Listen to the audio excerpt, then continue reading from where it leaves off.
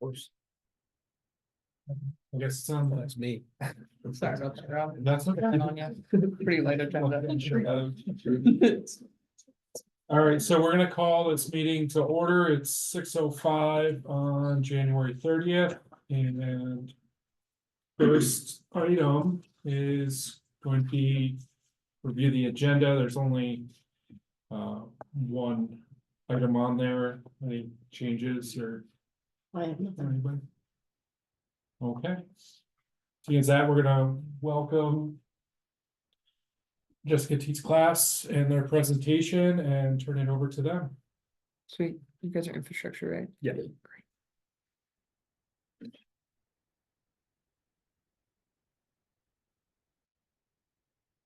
Awesome. Yes.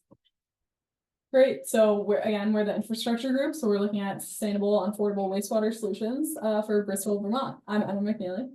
I'm Oscar. I'm Jack. Yeah, I'm Jordan. The next slide. Yeah, so our goal for this project was really to see how Bristol can expand its wastewater management in a way that's affordable and sustainable, and also supports housing development here. So our agenda today, we're going to talk about the current state of the municipal system. We're going to talk about a list of problems that we face right now, and then we're going to provide solutions and recommendations for it. So kind of looking at the current state right now of the municipal system in Bristol, the 23-24 report showed that overall the system's in pretty good standing, though the biggest issue is that the BOD5 levels are past their permitted rate. And so we were talking with Jill Marzano, Bristol's water operator, and her few takeaways were that the hydraulic capacity of the system is really only being used at half of what it can be. Whereas the organic loading rate really is kind of beyond maxed out at 110% of its capacity. And a lot of this is coming from some of the units being connected to the system are producing really highly concentrated wastewater. Again, involvement with fog, so your fats, oils, greases, and that's really kind of clogging up the system. And as a result, the system kind of faces a lot of corrosion, blockages, and overall lessened efficacy. But kind of looking at the more positive side, Bristol has really good soil for implementation of future septic systems. So all the organic matter is kind of being used up right now. Looking at the positive side is the soil. So next we're going to look at the problems that Bristol is facing, or a new home builder might be facing. So there's two options. You can be on the municipal system, but that's very limited to the core downtown, or you can build your own septic. But for a single unit, that's going to be very expensive because you have to navigate an extensive list of regulations regarding the slope and the isolation and lots of other things to make sure that the septic tank is going to be safe and where it is. So yeah, and then that is going to increase the installation costs and then the cost of the final unit. And then with the municipal system, like I said, it only serves the very core downtown, and expanding that would be very costly. We view that much more as a long-term project. Yeah, some of the solutions we're going to talk about today are involving reducing costs for these new developments by using decentralized clustered systems of septic, as well as some funding for the long-term municipal expansion, and source reduction strategies within existing septic systems. So the first option that we're going to look at for new developments is going to be, like Oscar mentioned, a shared decentralized system. So cluster septic systems, that's where one septic unit is going to serve many housing units. So the best example of this is the Bristol co-housing that serves 14 units. And these options are really good and really viable because they reduce a lot of the costs involving getting the septic site set up properly and installing it, because you only have to do it once for many units instead of doing it again and again. So we think that's a great option. So some potential sites for future cluster systems are, this was just based on an eye test walking around the town, but looking at the corner of West Pleasant and Liberty, and the corner of Maple Street and Pine, and the corner of Hazel and Moncton. Again, this one comes from Jill Marzano, but we were looking at the example she suggested, which was between Plank Road and J Drive. So right now the land is owned by Diane Heffernan, But according to Jill, when she passes away and her children inherit the land, they plan to either develop it themselves or sell it to developers. So this seemed like a really viable option for future development of multiple units, but using a shared system. Yeah, so I'm gonna talk a little bit about the funding for a potential municipal system expansion, so that's like, you know, in the long term, like 10-15 years down the road. So we have a main funding source, which is like the federal government, so they the EPA and USDA. Can I use that? Yeah. Sorry. Yeah, so the federal government, EPA, USDA, they provide clean water state revolving fund and the environmental justice grants for these projects, and they provide up to a few $1 million for a single project. And of course, the Vermont government also provides the Vermont Housing Improvement Program, VHIP, that provides up to $50,000 for private projects. We also have Vermont state grants, so that's namely the Clean Water Initiative. So that provides funding ranging from about $200,000 to $3 million. And we have some examples of this. So the University of Vermont Extension Project, that's, you know, that promotes, you know, educational outreach and technical assistance that costs $3.1 million. And we'd also have the Champlain Valley Farmer Coalition that costs $550,000. And then we also have financial loans for the municipal system expansion. So currently we have sewer district budget that's stood at approximately $50,000 per year. We have extra unallocated money from previous years. We have fees paid by users that can use to support the system, and we did a case study on Virgins. So they expanded wastewater treatment in 2022. The project was $25 million. They received $17.5 million from USDA, that's the loan, and then $7.5 million in grants from EPA and the Vermont government. And then Shelburne, it's a city with 6,000 people. In November 2024, they approved a $38 million bond measure for upgrading their wastewater system. So we, you know, did some studies, and the studies show that the projected cost of Bristol is about $30 to $45 million. That's scaled from the Virgins model. Yeah, so looking more towards source reduction strategies. One of these is improving the existing municipal capacity by talking about the pre-treatment that Emma brought up of using fog traps, which are basically just filtering out those fats, oils, and greases that are being produced in these highly concentrated units like restaurants and other things in town. And these can be incentivized with like utilities reductions or even like financial penalties for not doing so. And as well, these same municipal system buildings can add things like water saving fixtures, such as dual flush toilets or low flow shower heads. And then looking towards new developments and the kind of clustered septic systems we were talking about. I'll talk a little bit more about using gray water systems, but these can also use these similar water saving fixtures of toilets and faucets. Yeah, so going back to the Bristol co-housing, it's kind of a good example of a way to synthesize new development with gray water, which is gray water is just anything that's not being flushed from a toilet, basically. And this can be filtered out and allow a septic to have a higher capacity. And in the Bristol co-housing, you already have the septic in this big underneath this big shared green space.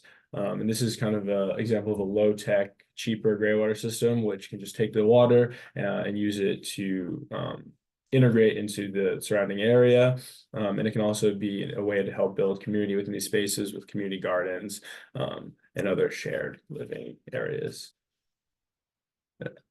Yeah, and so kind of looking towards the final recommendations, working from short to long term, reducing water use both in homes and within larger buildings and units is really a big one, as Oscar was just explaining. But also having those connections, also as Oscar was saying, that are really producing this highly concentrated wastewater, if they can help pre-treat, that'll make a big difference for the current system. And then looking at shared systems for future developments, before an advancement to a larger municipal system, again, focusing on shared septic, like Bristol co-housing. And then lastly, once you kind of reach an ability to in the long term, expanding that municipal system, but also with the encouragement of really developing high density spaces that could, with a development fee for a wastewater treatment, that could really help reduce costs, with obviously more units, lower fees. So those are final recommendations, but thank you.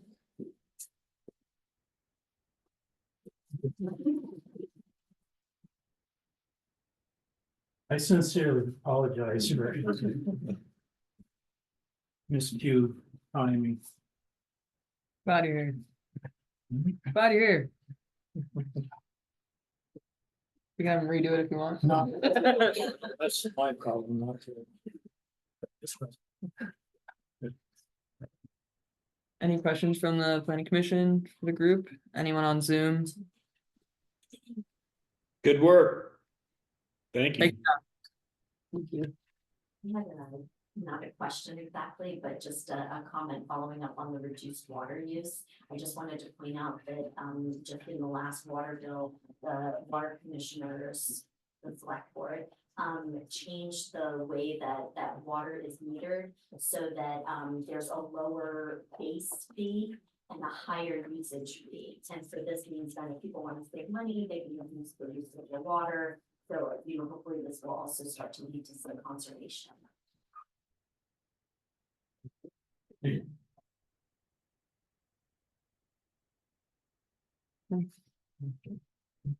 you, guys. Yeah, thank you very much. Yeah.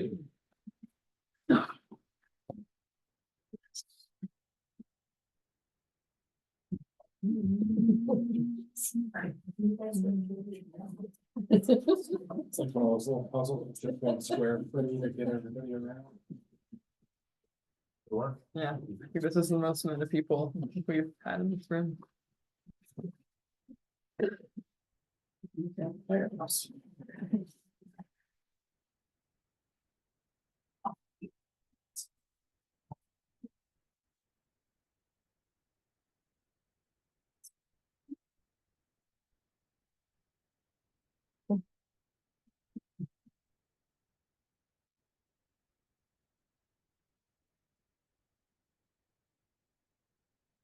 There you go. Awesome. So we're we're focusing on increasing density without new construction. I'm Ellie. I'm Alden. I'm Madison. And I'm Callie. And the research questions that we've been looking into with our project is first, what changes can we make to Bristol zoning regulations to facilitate the development of additional residential units in already existing structures? For question 2, in what areas do we see the most potential for increasing density in Bristol? And then third, what funding programs exist that are relevant to these projects? And how can we make the most out of these limited financial resources? And we're gonna present our findings kind of in accordance with the questions. You're welcome to click through all of them. They're animated, but go for it.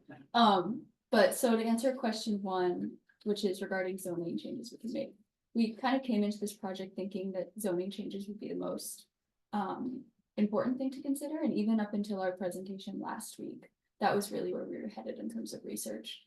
But what we found is that because most of these rehab projects are done by like property owners, local property owners, individuals, a lot of the regulations in place already favor those people, as opposed to regulations make it harder for external developers to come in and do really big projects. But a good example of this is the by right ADU laws. So thinking about already property owners have the freedom to do what they choose with their own ADUs. And we compared some of these zoning regulations that we initially thought would be really promising to other towns. So looking at Vergennes and Montpelier, when we initially saw units where if there was only 4, we thought that might be a potential obstacle. But that's actually in line with what some of our model towns, such as Vergennes and Montpelier, have. so it seems that Bristol's already kind of ahead of the curve in terms of promoting density, or at least on par with our examples that we're hoping to match. And that's not to say that zoning isn't relevant, because obviously it is, but it's just more important to infill. The next group is gonna speak to that a little bit more. And for rehab, we're already in a pretty good place with what we have in play. And so we saw that, there's one more bullet point. We saw that funding ended up being a much bigger factor, along with just willingness of property owners to kind of participate in alternative solutions. So for question 2, we have, in what areas do we see the most growth potential for increasing density in Bristol? For the first point, we have efficient use of larger homes. Vermont has an aging population. So there are some people living in large homes that only house one person. So finding or creating incentives to increase the density in these areas without renovations specifically. So programs like Home Share Vermont is a great example. It allows people to share their homes in exchange for rent and or help around the house, especially with an aging population. So let's say you charge someone a quarter of the rent, and then they can also live in your house and help out around the house. Next, we have the subdivision of larger apartments. So for example, the Trading Post, those are, I believe, 4 2,000 square foot apartments. And it has a great potential for senior living or communal style living, and also potential for smaller apartments. And then we have accessory dwelling units. So we've talked a lot about ADUs, specifically in existing structures, so a garage or a barn. And then we think that maybe some accessible resources for conversions kind of help get the ball rolling a little bit and provide resources for people to actually get started, because it can be a long process for that. And then we have regulation of short-term housing. So landlords make a lot of money through Airbnb rather than renting to someone long-term. So if this does become a problem in Bristol, we propose that maybe fees or other obstacles would encourage renting long-term. For example, the 1% local options rooms tax would provide some funding for the town, and just another obstacle for someone who is only looking to use that housing for short-term. And then upgrading the existing housing stock. So this doesn't necessarily add units, but it can help improve the housing stock and increase opportunity. Specifically looking at the Section 8 housing by Shaw's, it has a lot of potential, and maybe adding like another story to that would be a great way to do that. I'll now be addressing question 3 and then talking about the existing funding opportunities for individuals or Bristol residents. The first program we looked into in terms of funding was VHIP 2.0, as you guys all may be familiar with already. And per Addison Housing Works, this program has shifted to prioritize rehab projects, so a lot of what we've been looking into recently. And under this, it offers property owners up to $50,000 per unit to rehab unusable units or transform commercial spaces into residential. Specifically, property owners are eligible to receive up to $30,000 per unit for rehab of 0 to 2 bedroom units, and then $50,000 per unit rehab 3+ bedroom units, and the creation of ADUs as well. But we also want to address and kind of evaluate how effective VHIP 2.0 funding can be for a lot of these projects, and how important it is to consider how much these projects cost in total, given that we were able to learn that oftentimes it costs between $200 to $300 per square footage. So especially if square footage can be a little bit more on the larger side, you could kind of see how the proportion of VHIP funding can actually be really small compared to the total cost. Additionally, we're looking to how units supposed to be rented at market rates for a certain period for 5 or 10 years, as well as the fact that funding could be applied to updating current residential spaces that are not up to code. So funding being applied to weatherization improvements, accessibility improvements, helping out with that code compliance, as well as funding in terms of transforming that commercial or other spaces into residential standards, as we've been familiar with in terms of perhaps barn-like structures or offices as well. Another funding program we looked into was the Vermont Weatherization Program, but this was different than the VHIP 2.0, just in the fact that this is more for upgrading units rather than adding units. Additionally, in terms of eligibility for the Vermont weatherization program is only available to income qualified residential owners. So kind of looking into that in terms of how income, the specific income differs among the household members within a certain home, as well as differentiation among county. But we thought this kind of was relevant to the town of Bristol, especially when taking a tour of the town, talking to John Moyers. And the fact that increasing density without new builds has kind of been taken advantage of already in the past. So right now, perhaps there's more room for improvement in terms of these type of upgrades. So room to improve the energy profile of existing residential stock, as well as livability, just to improve the quality of life. We also learned that a lot of the residents pay a lot of money in terms of heating, especially during the winter months. So something like the Vermont weatherization program can actually do a lot in terms of decreasing monthly payments, as it can, for instance, upgrade insulation. So, and then also learning a little bit on how, on average, this program makes about $10,000 worth of improvements per home. So it's a substantial contribution. All right, so to continue on that note, I'm going to be talking about some case studies from other towns in Vermont that perhaps could be, when it comes to funding, could be implemented in Bristol, or could be perhaps otherwise inspiring for our efforts here. But first, I wanted to look at Montpelier, which in 2005 established its own housing trust fund. And among the other initiatives included in this housing trust fund, where the funds are being distributed, one was to preserve, construct, and/or rehabilitate affordable housing units, which is exactly what they did with the French block apartments, as you can see in that top image.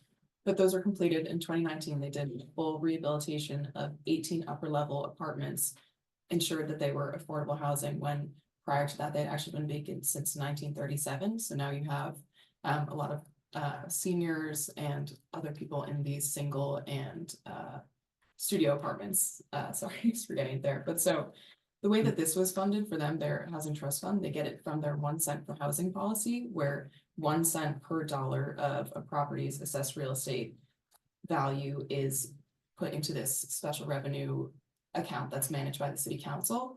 So on, say, a $200,000 property, they would be paying an extra $20. But in talking to Professor Teets, who is a Bristol resident herself, we know that no one wants added taxes on anything. And so one thing that actually our conversation with John had illuminated was perhaps in that profitability of the Airbnb market, maybe there's an opportunity to put in a user fee for these out-of-state people who are coming into Bristol and renting an Airbnb. Or additionally, as Alden had already mentioned, a local options tax could be another way that we could set up a housing trust fund and get money in there without taking directly from Bristol residents. And so another case study I wanted to look at was Rutland, which had made use of the community development program, which actually, I'm sure most of you know, Bristol did as well with the construction of the Firehouse Apartments. But that was a new construction, and the community development program also has an initiative for rehabilitation specifically. And so that falls under its implementation grant, which can range from $50,000 to $1 million. And in Rutland, for their Hospital Heights Section 8 affordable housing, they actually received $900,000 of a bigger multi-million-dollar project to put in toward restoring mechanical systems, renovating bathrooms, kitchens.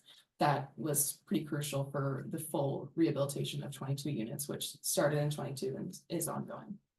And then in Bristol, one thing that, again, Professor Teets had floated by us was perhaps this could be implemented in either the Pleasant Hills retirement housing or in those apartments near Shaw's that Alden had also mentioned.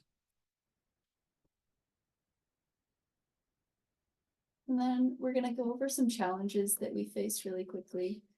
I think first and foremost was just that there's kind of a limited stock in terms of rehabilitation. As we were touring around with John Moyers, we saw that a lot of this work has already been done. And this kind of goes for commercial spaces as well. The commercial spaces that were vacant have been rehabilitated to be residential, and there simply there's not free square footage to be turned into residential units at the same scale as there used to be. More specific challenge is that rehabilitation requires a temporary displacement of current residents. So it's really hard to do these kinds of big projects when we're looking at multiple families that we have to rehouse as we're waiting for the project to be finished.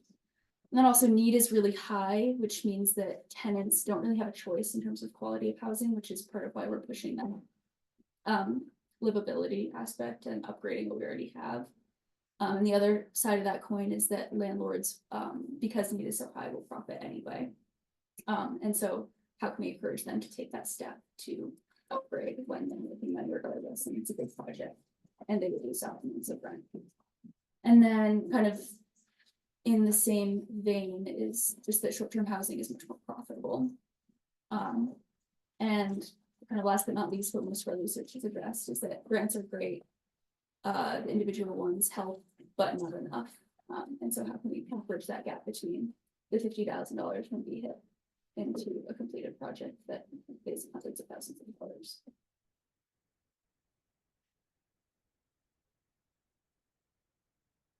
So with those challenges in mind and some of the background that we've given, we just wanted to deliver some formal conclusions from our research. And not to reiterate, but what we found overall was that rehabilitation is essential to preserving this historic older housing stock we have in Bristol.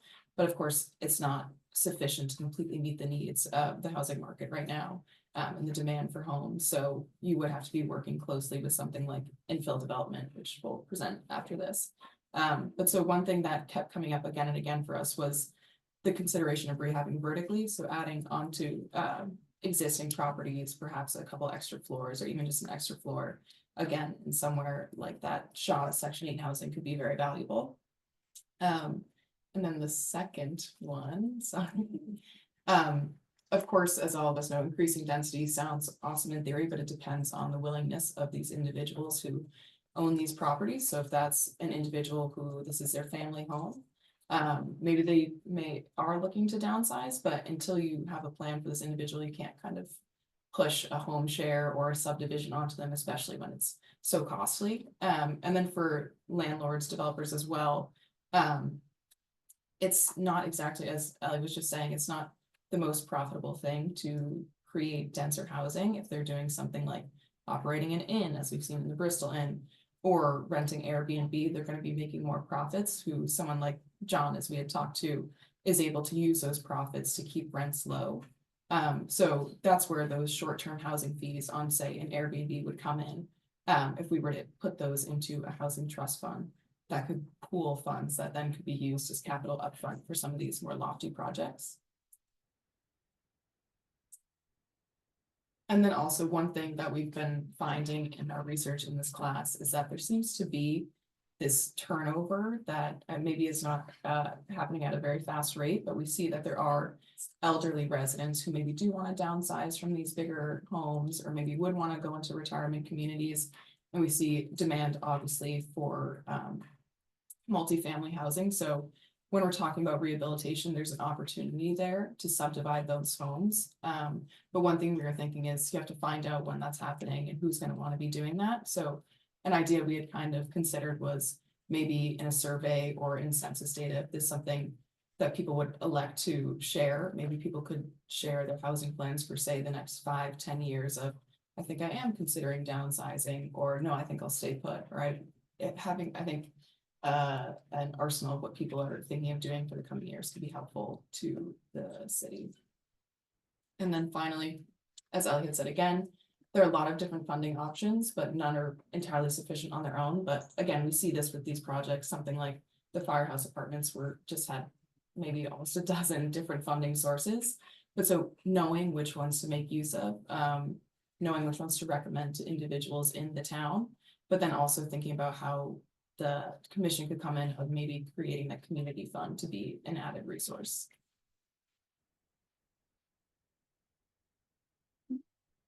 We're done. Oh, that's it. Okay.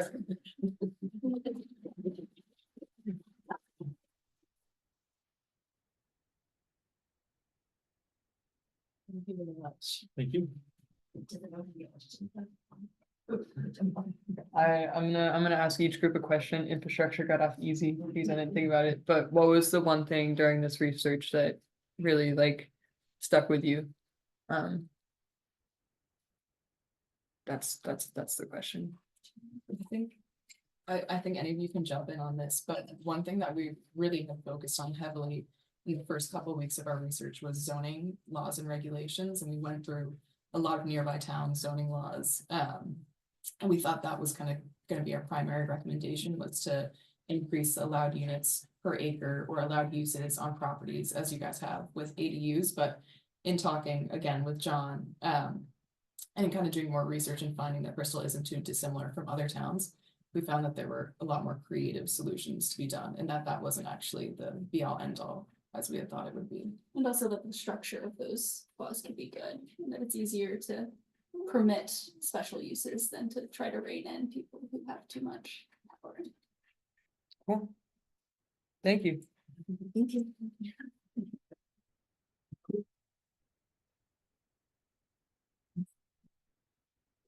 And I don't know what the planning commission thought of the suggestion of a local option tax, but it is something that the select board just talked about and is considering. So that might be a future conversation for all together. Rob, you're gonna be the one I know very good. No, I'm trying to stay out of some of that Okay. stuff, so I'm not too awful familiar with that, but. It's a very, very small piece on that. Details, but it's resulting in a lot. And money is nice to have.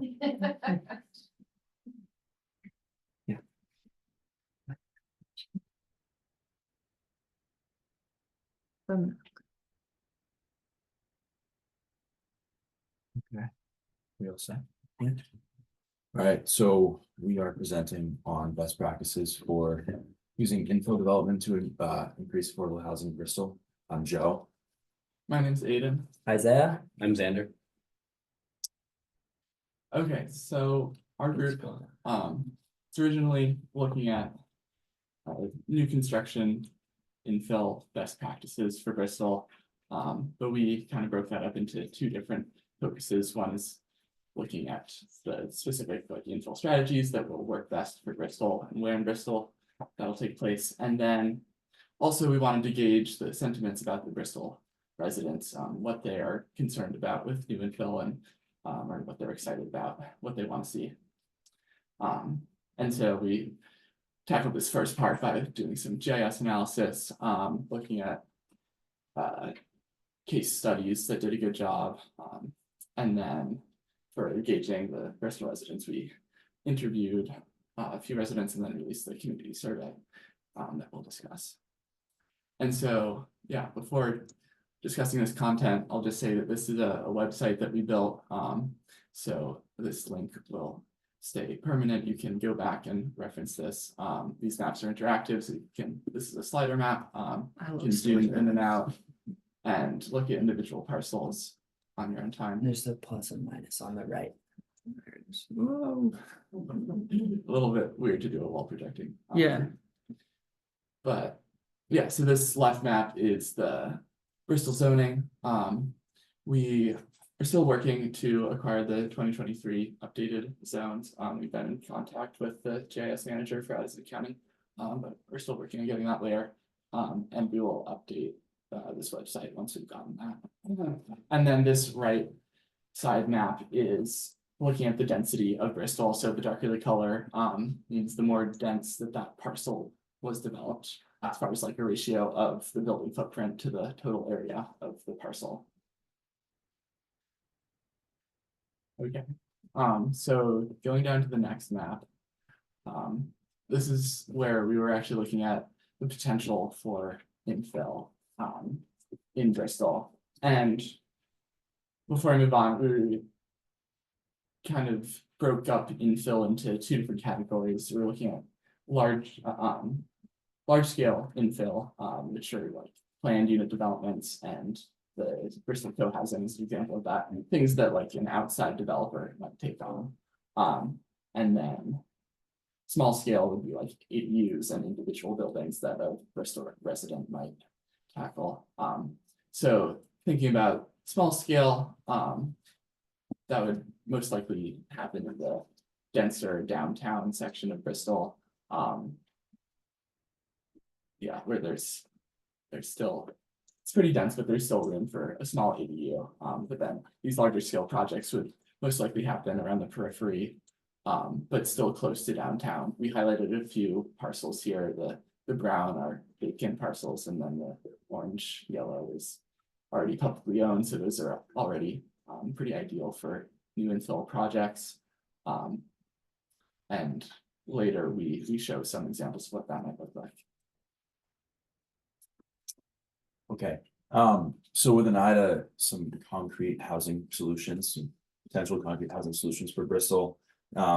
We believe efforts should be primarily focused on the development of larger housing projects in the less dense sort of outskirts of town.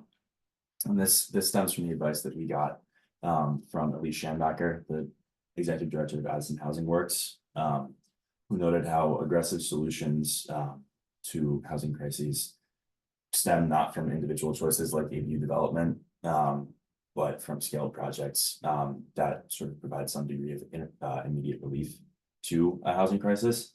And we think if done well, these larger developments and larger projects can align with some of the hopes of Bristol residents for the direction that the solution to the housing crisis might take. As we've discussed in previous meetings with the Planning Commission, the chief concern that we got from you guys and also from several Bristol residents was the detriment that development might pose to the deep set community values held in Bristol. We believe that PUDs, planning developments, prefabricated buildings, co-housing sites, large multi-unit developments like that, their ability to foster community development through community common spaces would not only avoid harming the town sense of community, but would provide an opportunity to build more community. And we looked to Bristol Co-Housing to evidence this dynamic, having talked to both Jim Mendel and Meg Cummins, the founders there. It's clear that the shared common spaces at Bristol Co-Housing and the events that its members organize have effectively fostered a happy, vibrant community capable of cooperative living and sort of collective upkeep. So the balance of privacy and engaged community inherent within these sorts of developments is particularly suitable, we believe, to the targets of Bristol's efforts to expand housing, those being young workers and senior citizens. Yeah, and then we just attached some successful case studies of larger infill across Vermont. Some are very local, with the Firehouse Apartments and the Bristol Co-Housing. You see the McKnight Lane manufactured housing development in Virgins on the top right. Mark Works Apartments in Middlebury on the bottom right. Armory Lane senior living development in Virgins, where we met with Elise Schambacher of Addison Housing Works, and then the proposed Waitsfield gravel pit development, which I guess provides an example for what Bristol could potentially do with its own gravel pit. Yeah. If I could just add one thing, the main reason why we wanted to put on these large scale projects is because Elise was talking about how they have a much cheaper per unit cost because these developers only have to deal with like the permitting and the site logistics for that one site, and then they can build a whole bunch of units instead of doing just like one unit on one site and then have to redo all that hard work that takes time and money. All right, thanks. So to continue our GIS analysis, we wanted to further identify sites and the types of buildings that you could develop on these sites. So just to preface before we look into each of these examples, these are purely hypothetical. No conversations have been had with property owners. We just wanted to show that building footprints could be there, and obviously there would be lots of planning, and these would be projects that are far down the road. So we don't want to spook anyone of like, these are plans being made. We just want to visualize what that could look like just to get an idea. So this map right here is the similar map that shows the whole town of Bristol, and each black marker is a site where we've drawn a building footprint into an empty or underdeveloped plot. So On the left, you have the legend of a mobile home, and we use the duplex model following the Bridgen's McKnight Lane, which I'll show later in the next couple maps. And then multifamily, single family, and then duplex. So by the color coding, you can see what types of different housing are possible in these open spaces that we didn't anticipate to find when we were thinking about Bristol, but these spaces are actually very close to the center of town. So if you want to scroll down to the next maps, I get more in depth into some of these examples. So right here are proposed North Meadow Drive apartments, which are the green buildings down at the bottom. And those could possibly house up to 24 units. This is purely just, hypotheticals again. And then above North Street co-housing, so 9 units, different building types. And then we'd have a green space in that corner. And again, architects could totally design this completely differently, but to show what this might look like. And these are designs that we took off of the Firehouse Lane apartments, kind of a staggered multi-unit, and then the Bristol co-housing where you have a cluster of cottages and a couple multi-unit dwellings. And then you can see in the satellite imagery, they're both taking advantage of some pretty open and underutilized space. You can scroll down to the next one. Here is an example of the mobile home park that could possibly be built. We also wanted to propose different types of large scale projects because we know that, just putting apartments only serves a specific demographic, or just single family units only serves another demographic. So we wanted to show the variety of new housing that could be implemented into Bristol. So this is just an outline of 8 different duplex mobile home units. So that could serve a lot of people in the gravel pit. We want to note that currently this is outside of the residential zoning. The other examples are all in the current high density residential or village mixed. So both approved with conditional use for multi-unit dwellings. This would need to be rezoned, but we've had a lot of conversations with professionals about the possibility of developing in gravel pits. So we just want to throw that in there as an idea, especially with the Waitsfield case study as a possibility of what could be developed in the future. And then you can scroll down. Yeah, so then to look at small scale infill development, our focus is more on ADUs as that's become a big topic in Bristol.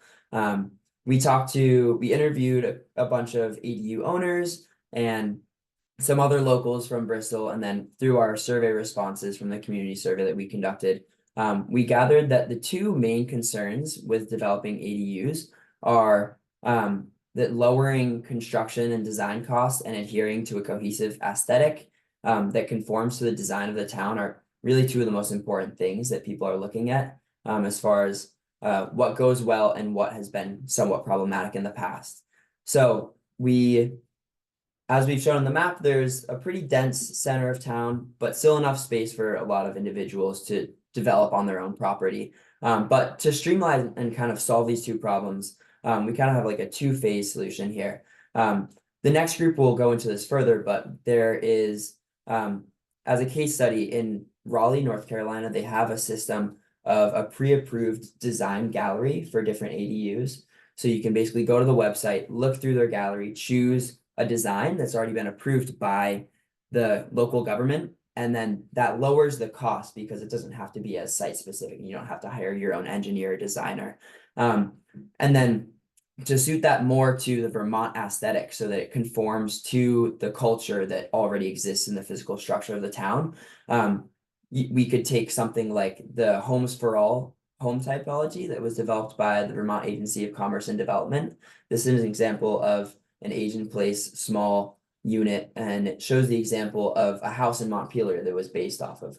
So taking Vermont designs to kind of build this pre-approved gallery would help avoid a lot of those conflicts when designs go up that don't align with the ideals of the town.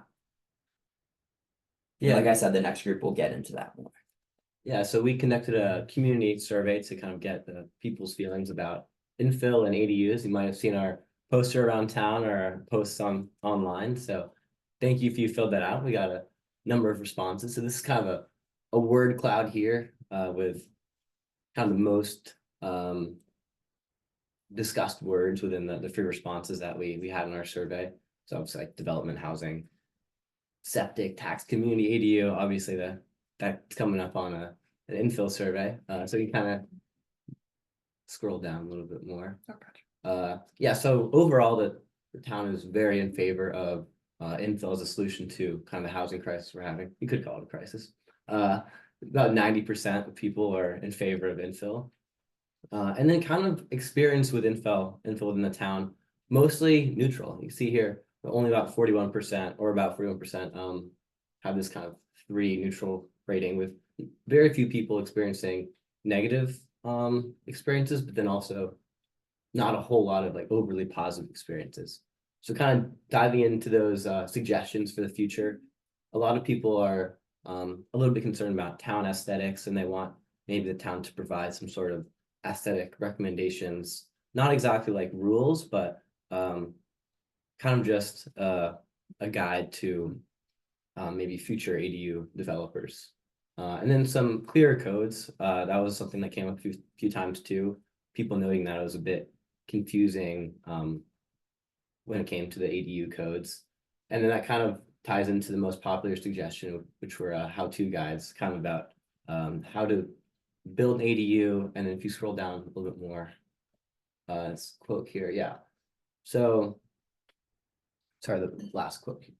Yeah, so this was a pretty interesting like suggestion that someone said, kind of making some sort of map or way that someone could visualize an ADU on their own property would be helpful, because some people don't even really know where to start when it comes to an ADU. And when you give them those suggestions, they can build an ADU that they enjoy and then also their neighbors are happy with as well.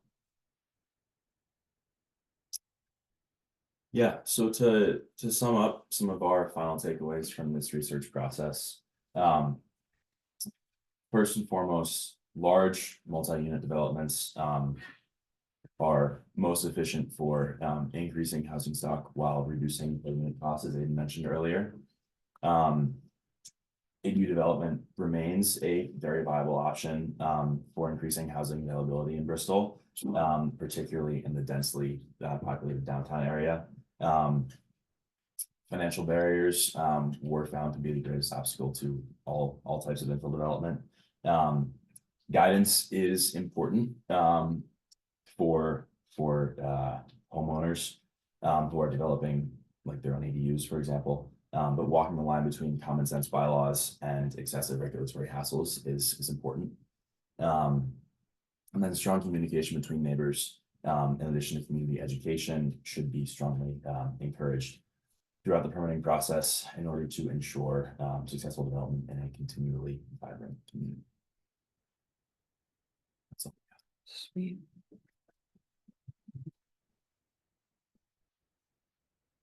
I will just say, great map and exciting news that this parcel right here just got approved for a 6-unit PUD that will be adding 2 duplexes and 2 single-family homes. That's awesome. So big infill already happening. Very exciting stuff. But love the maps. Thank you very much. Questions? Yeah, I have 2 questions. Yeah. What's up, Melissa? Yeah. One, I know you were looking and the maps were mostly in the village proper, but did you look at viability of increasing density in the Rockydale area?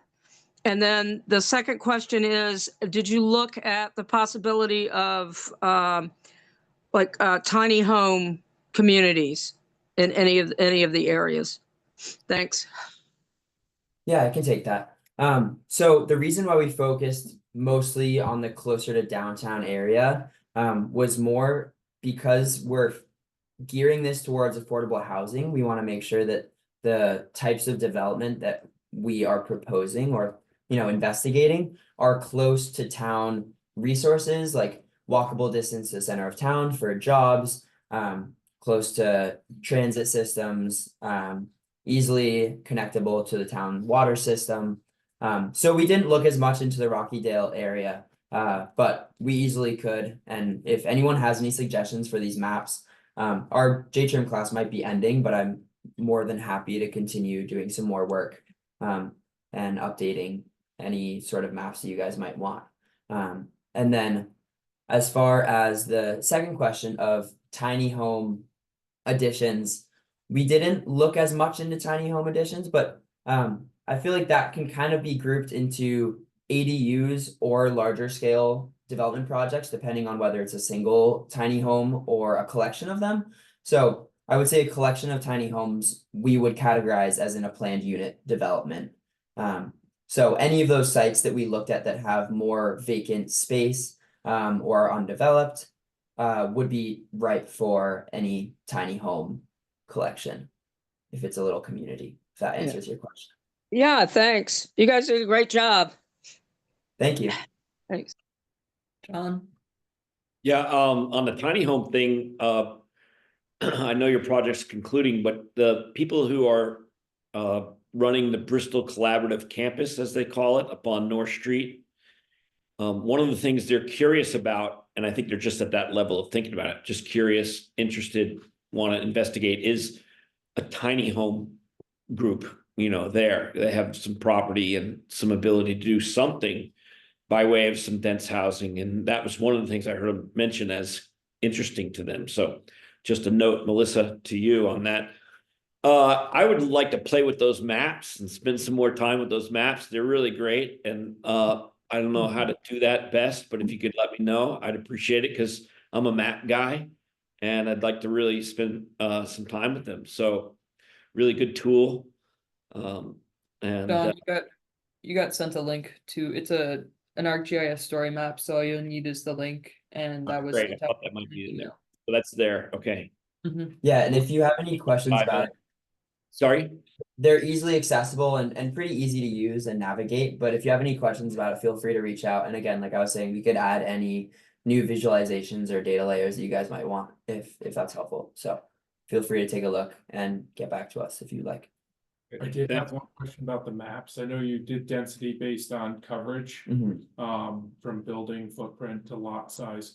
Was that based on available found data between number of units on the lot or versus just square footage, or? Yeah. What was that? So we used two data layers. One was the parcel outline, and then one was the building footprint data layer. So in the GIS software, you can calculate the square footage of both and then difference them to then calculate how the percentage of the total area of the plot is a building footprint. Right, I didn't know if you looked at number, since some of the density is based on number of units per acre. If you did any calculation with whether it be 911 addresses or anything else in terms of number of residents or dwellings on a parcel compared to the size or not. No, we didn't do Okay. that. We didn't, but that's a good suggestion, and I think I mean, the census data doesn't really have numbers at the parcel level, but I'm sure we could play around, especially within survey. It might be worth it. Some of the, I haven't gone through all the data, but some of them layers do have number of dwellings on a lot, or just by 911 addresses might be able to figure out something too. Yeah, that's a great suggestion. Usually the description will have like, this is a 9-unit apartment building, but the likelihood that every parcel has an accurate description, if you could find that, please send it to me. I would love that. Easy, if you want to click on one of the plots, just any of them, there should be, so if you're using this map, you can click on any of the features and it'll pop up with this table. So it has all of the metadata and the features in there. So I'm not sure if there's anything in there. I didn't read every single field, but you guys feel free to play around and see what data is in there. Yeah, it's usually in the property description. This just says dwelling. Okay. But usually it's like, if this is just a single family home, it might say dwelling or SFD or multi-unit, some say mobile home. Play around with that. Good question. So so there's been a lot of talk, and this may be more appropriate for the previous group. But both groups have brought up ADUs. And my opinion, I guess my observation is there's been a lot of sensationalization and manipulating residents from various points of views on the goods are more often the bads of ADUs. If you look at what the state has set up, they have, in a sense, grouped into permitted uses, single family dwelling ADUs, and just recently duplexes or 2-unit houses. So, and ADUs in a sense are 2-unit housing, but both groups have not talked about duplexes, which there is maybe subtle, but there's some changes there. So I don't know if you had considered duplexes, or did it just get all locked into that term ADU? We definitely did consider duplexes. I think in the scale of more larger scale projects, we're looking at how maybe we could add multiple dwelling units at the same time. So duplexes as like a 2-unit is in that range of like not being as easy to develop as an ADU, but also not being as efficient as a planned unit development. But in the map, we have different suggestions for where duplexes could be added in these larger scale like community development projects. But yeah, we definitely looked into that, and I mean, any housing is a helpful addition to the current housing stock, right? And especially ones that allow for more residents and more units. So additionally in the map, some of the proposed plots that houses could be built, there's a couple smaller buildings. If you scroll down one. So yeah, there's like some smaller plots that have only a couple building footprints. So the one on the far left over there, I just symbolize that as a multifamily, but that could easily be a duplex. So some of those closer to the center of town plots that aren't as expansive as the ones in the periphery, but still have enough space for a larger development than just an ADU is what we were thinking about as far as maybe subdividing the plot. You know, this is all pure hypotheticals again, but you know, housing that can fit in the center of town that will add more units than just a single dwelling, if that answers your question. So definitely, I think duplexes are an awesome solution if there's room for them. Yeah, Bristol used to allow duplexes to apply to have an ADU. But the rules are changed, and it's unclear now exactly how we handle that. But it used to be that duplexes could ask to have, could apply to get a permit for an ADU. And Bristol would allow that if they went through a conditional use review.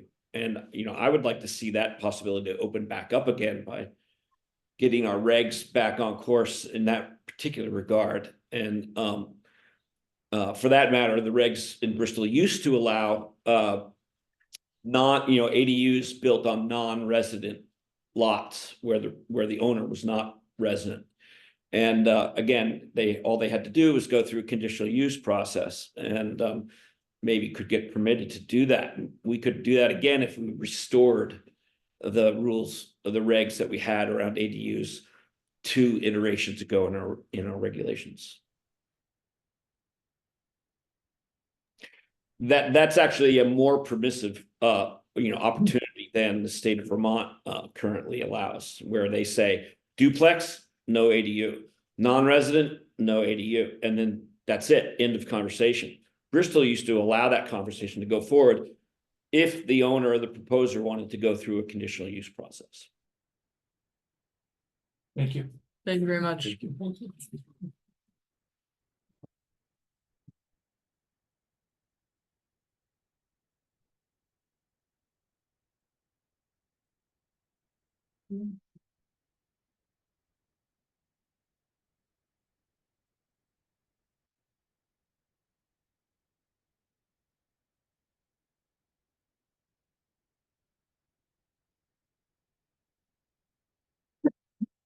All right, last but not least, the community education team. My name is Riley.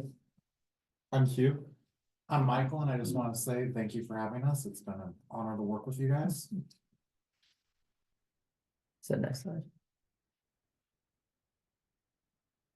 So our agenda for today, first, we're going to talk about our research process and kind of how our focus has slightly shifted over the course of J-term. Next, we have a few flyers, one detailing the permit process, and then one discussing kind of communication with your neighbors about building ADUs and some of the non-regulatory factors that we think people should consider. Then finally, we have 3 key recommendations. One is for the permit notice process. The next is for the pre-planned ADU program that the info group briefly touched on. And then finally is our recommendations for education and outreach and focusing on what events the town can use to bolster increase interest in housing. So then for the research process, our initial questions were what concerns the residents have with housing projects in Bristol and how we can, manage or, minimize opposition. And what we've realized is that there is broad support for housing. That's what the survey that Addison County's conducted and the info group conducted showed. And so that it's a much more case-by-case basis and that we need to focus more on kind of the individual level and managing each situation as it comes up. And so what now we chose to focus on is encouraging responsible density and, increasing density in town without, building without foresight for the future. And so we researched the best practices for this and also focusing on maintaining community relations. And so our findings are focused on the permitting and ADU process, making that more navigable for residents. And then the pre-approved program, which is focused on affordability and accessibility. And finally, effective outreach. So then just going through the resources that we used, we consulted literature on various aspects of housing development and community relations, and especially on the intersection of these two. And as well, we looked at a lot of the guidelines that Addison County has put out, the zoning regulations in Bristol. And we've had 4 key conversations. First, we talked with Elise Schoenbacher at Addison Housing Works. So that was really good for giving us a broad overview of the situation in Addison County and, kind of the strategies that Addison Housing Works has been using.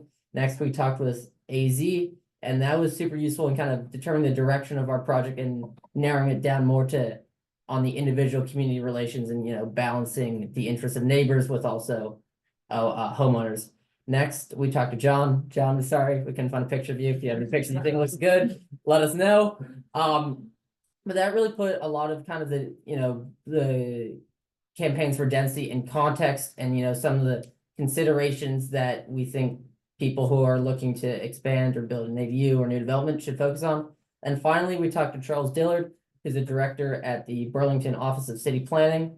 And so he was really useful in focusing on kind of community education and his efforts, especially in Burlington's Arts District, to get residents to support new housing, as well as he introduced us to the pre-approved programs, which we will talk about in a minute.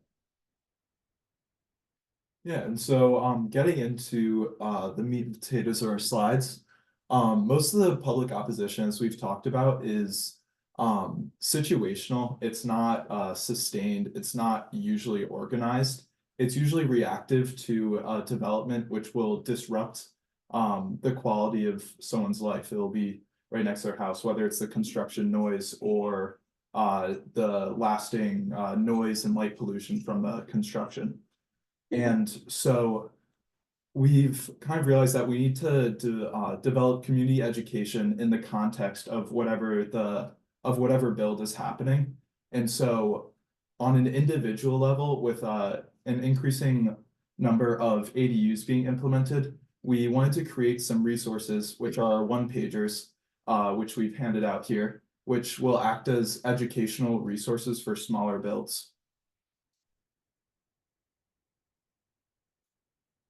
So first is our permit process flow sheet, which provides a step-by-step process for the permit application and completion in kind of like a linear fashion, and also indicates the steps where it would be smart to consult with your neighbors in order to hear their concerns, because a lot of the concerns of neighbors are legitimate and might bring things to your attention which you might not have considered in the construction of your ADU.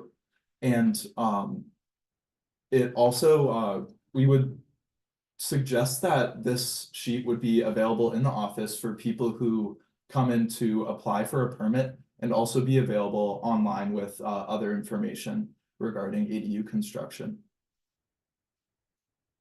And the previous sheet also references this sheet, the Want to Build an ADU, One Happy Neighbors Guide. And so this creates a resource which indicates the process and what you should talk about with your neighbors outside of the legal parameters of your ADU build. And this kind of emphasizes communication between neighbors for ADUs to make sure that ADU construction has good communication and transparency between all of the parties involved, and make sure that new builds are something that everyone can be happy with. And so on top of those, we have some recommendations for the regulations surrounding the permit notices. And so the first one is to increase the size of the permit to at least 11 by 17, or a yard sign if that's possible with the budget. And then next we suggest that perhaps a copy of the permit is mailed to the abutting neighbors of someone with a permit, in case the permit is not properly posted or is not properly visible. And then our final suggestion is to change section 324 of the regulations to read within 5 feet and view from the public right of way instead of the current within view from the public right of way. It doesn't have to be exactly 5 feet, but our suggestion is just to try to make the permit more visible and to try to prevent it from being posted inside a living room window or something of that nature where it might not be visible from the street. This then turns to our pre-planned ADU program, and we think this is probably one of the strongest recommendations we've been able to come up with. Because what if I was able to tell you that without significant funding, we can reduce the cost of new construction by 4.5%, as well as keeping considerations of the character of the neighborhood. Now, that can be significant in finding a way to reduce current cost.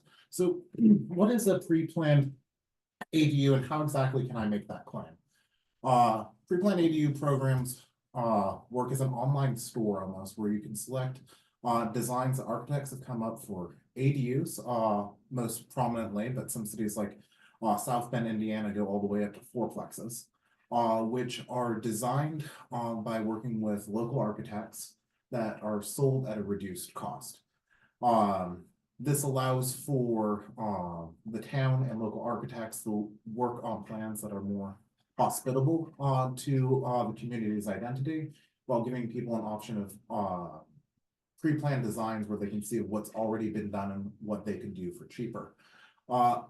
Interestingly enough, with one of these programs is that due to the unique nature of Vermont's laws and the lack of localities' ability to regulate a lot of ADUs, the work to create one of these programs for Bristol would be the same amount of work to do it countywide or statewide, which means that there is a large opportunity to find partnerships not just within Bristol, but across the state, including with architects all the way from Rutland to Burlington, as well as the college system within the state.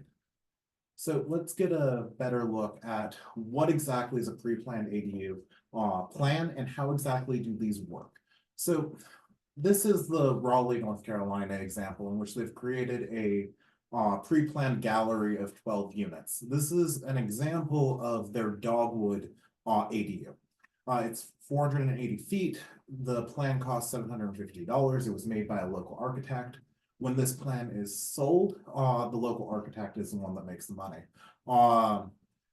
It provides for a 1-bedroom, 1-bath, and you can see it looks pretty nice. If you go to the next slide, this is what the gallery actually looks like. It's a list of an image of what the building looks like, contact information for the local architect where you can purchase it from, the fee for it, a little bit more information where you can see like the inside designs, and then you simply call them up, say, hey, as on the online gallery, I saw this plan, I'd like to get a full copy of the plans. If we go to the next slide. So let's go to the benefits of a pre-planned ADU and how I can make that initial claim that I started with. Is currently, to create architectural plans, it costs between $5,000 and $15,000 for an ADU. The cost of a pre-planned ADU plan is typically $500 to $1,500. So let's apply this on the median number. If you take a 1,000-foot ADU, and you scale that up to say $200 a square foot, you're looking at $200,000 in construction costs. About $10,000 of that will be for your architectural plans. Under a pre-planned ADU, that would cost $1,000, which is a $9,000 reduction in cost on this line item. So, while it's not taking the overall construction price by double digits down, these simple plans do reduce the cost by a significant portion, which creates a unique opportunity where you can save money in developing these plans. With this, it also saves you time in addition to the money it saves you, because you're able to see what the work has already been done and select something that's already been produced. So instead of waiting and going through the design phase with an architect, you have something that's already been pre-approved. Now, how exactly does this get to protecting the character of the home when it can't be regulated by localities? When designing this gallery, working with architects and coming up with these pre-planned designs, you can create communication and talk with them and say, what we're looking for to be advertised is homes that are in the character of Vermont and Bristol.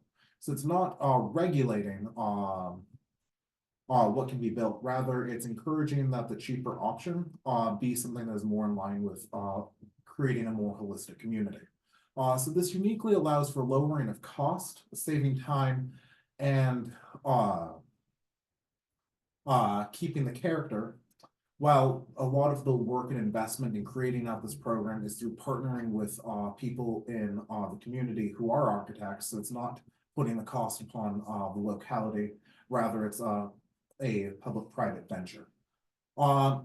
Lastly, is what I want to mention is the popularity of these programs, which is South Bend, Indiana is possibly the best example of these working really well. You can get ADUs to fourplexes, and 30% of new construction in South Bend, not just ADUs, 30% of all new construction is done through a pre-approved program, which the residents have had high favorability of and see as a pathway forward into building out their community. Just want to add one other thing is that, you know, as the community education group, one thing that we found is that one of the best ways in methods of education just to be as transparent as possible about the development process, and that this increases transparency by a lot because while not every new ADU or new development will be pre-approved, people can get a sense for what they will look like from the models and can see, you know, floor plans, and we'll get a sense for kind of how will this affect me and how the, you know, what will this impact the character of my neighborhood. And I think that's a really important point. So then going on to educational events to try and increase awareness about housing, we want to focus on small, cost-effective events that people will be appealed to, you know, not just because it's about housing. And, you know, people already have opportunities to learn, you know, they can show up here, or there's to other government events, but we think that, you know, we want to have people engage, you know, you come for something else and you leave learning a lot more about housing and being more interested. So one thing is we learned that Hogback Brewery has Thursday Trivia Night, and with our conversation with Charles Diller, he said that by far the most successful event that they held in Burlington were trivia nights at breweries for increasing support for housing. So this, you know, could follow many forms. You can kind of just add in, you know, a few specific housing questions in trivia, you know, every once in a while to get people more interested and get them, you know, kind of get the ideas running in their head. Next, we want to focus on setting up tables at large community gatherings where there'll already be a lot of people. You know, Bristol's 4th of July parade is, you know, very historic and very famous. So there'll be a lot of attention, especially from people who might be considering, you know, moving into, you know, Bristol. And so, you know, having housing representation there could be useful, as well as the Harvest Festival. We learned that some other committees have tables at the Harvest Festival, we don't think the planning commission does. So that adding a table there could be useful. And then just kind of looking to the future, this is very conditional upon our previous, but you know, at these events, maybe having a raffle for one family to win a free pre-approved design. So that, you know, obviously, like I said, conditional upon that being implemented, but that could boost awareness of the program and get people interested. And lastly, we could have in-person or virtual tours of the historical district and successful implementations of ADU, kind of like a chronological approach to show people how Bristol has evolved over time and showing that new development does not necessarily harm the character, but in fact enhances it. And so lastly, our conclusion, just summing up what we found, is that first off, opposition to new builds is often situational rather than endemic, and that as we discussed with people and just what the data shows is that density is popular, but people just want to make sure that it's done responsibly and that their concerns are addressed if it is in their neighborhood. Next, there are a lot of considerations outside the regulatory framework, and that we think these pamphlets or flyers are an effective way of informing people without having them dig into the legal jargon that the regulations can pose, and that can, you know, intimidate some people. Lastly, increasing density does not have to deteriorate the character of Bristol. In fact, it can enhance it, and that we think that some of the resources that we've created, such as our flyers, increasing events, and then the pre-planned ADU program could serve to make development more community-centric. Thank you very much.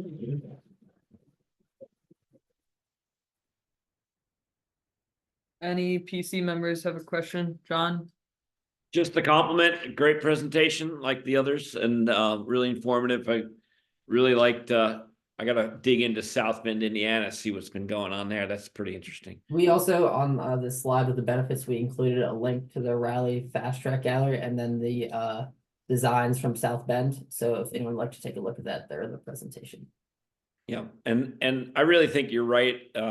Happens to be my view also that the people are not really knee-jerk oppositional to an ADU being built next door. They're just looking for their concerns to be considered when it's done. And you know, I've lived in a bunch of places, probably like everybody else here, and some of the coolest places I've lived and most enjoyed are the little back alley houses in the backyard, grandmother suites and carriage houses and stuff like that. People really love that. And some places like San Francisco and LA are full of those, and people have really looked to those. And we could have that here too. We already have some of that. But anyway, I appreciate all the work. Really shows. Thank you. I had a question about the pre-planned program. Considering septic requirements in Bristol, does the pre-approved plan just simply give the designs of the ADU, and then the applicant, whoever's applying for this would also have to get a septic designer as well on top of that? They would have to get a septic designer in most cases. There's been less work done on something like pre-designed septic. And Yeah. I'm not sure the possibility of that, but it could be something worth looking into. Yeah, I mean, I don't think you can do pre-design, but I was just wondering if there's any element of these pre-approved plans that like talked about septic, especially because that's a big space concern in Bristol. But very cool. Often the limiting factor. Yeah. So I'll just, the South Bend example you referred to, there was just an article in the New York Times over the weekend highlighting Toronto with a very similar program, incorporating the capability to go to a function that is pre-approved as well as custom building, and they looked at it as an additional house on the lot. It wasn't an ADU, it wasn't didn't really address multi-family. It was just, it just addressed it as an additional house on the lot. So there's some other places that's things going as well. My understanding is these programs have really started about 10 years ago, looking back at like the Sears catalog when you could order a house in a similar vein as that. And there's been a few adopters like Raleigh and and Indiana, which have had a lot of success, though very few have really built these lands out. They've usually stopped with ADUs or an additional house on the property. There's been less movement towards like South Bend's example of, hey, you want to build a fourplex, we'll give you the plans for $3,000. So there's definitely some work that can be done in copying successful cities as well as new ideas in the region. Exciting stuff. Thank you. Thank you. Thank you.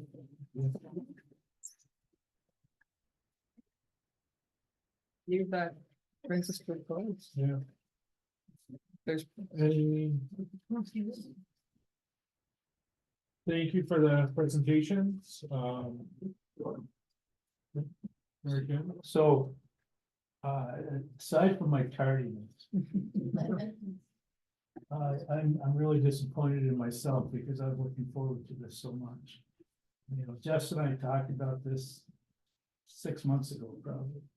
And, you know, we as a planning commission are indeed very fortunate to have her leadership with you. I'm sorry, Professor Keynes.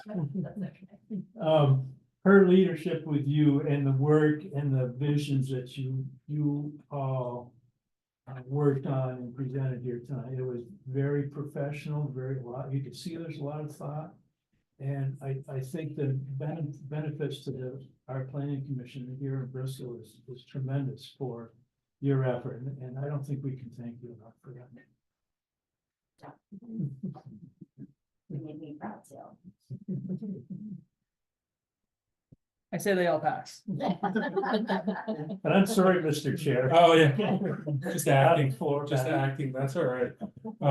That brings us, we're gonna close the continuing business on that. That brings us to public comment. Any public comment this evening?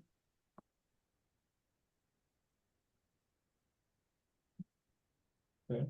Jim? Jim?